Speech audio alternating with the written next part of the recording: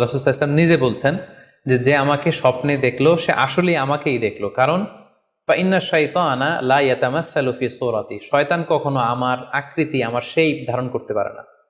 অর্থাৎ আপনি যদি রাসূল সাল্লাল্লাহু আলাইহি ওয়াসাল্লামকে স্বপ্নে দেখেন তাহলে আপনি রাসূল সাল্লাল্লাহু আলাইহি ওয়াসাল্লামকেই দেখেছেন, আপনি শয়তানকে দেখেননি। কারণ শয়তান কখনো রাসূল সাল্লাল্লাহু আলাইহি ওয়াসাল্লামের আকৃতি ধারণ করতে পারে না। তাহলে এই হাদিসের আলোকে আমরা বুঝলাম শয়তান কখনো আল্লাহ রাসূল সাল্লাল্লাহু আলাইহি ওয়াসাল্লামের আকৃতি বা শেপ ধারণ করতে পারে না।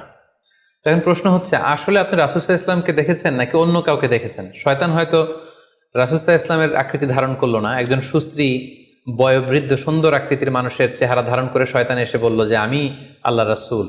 তখন আপনি কিভাবে বুঝবেন যে আপনি রাসূল সাল্লাল্লাহু আলাইহি ওয়াসাল্লামকে দেখেছেন নাকি শয়তানের ধারণ করা অন্য কোনো মানুষের আকৃতিতে কাউকে আপনি দেখেছেন?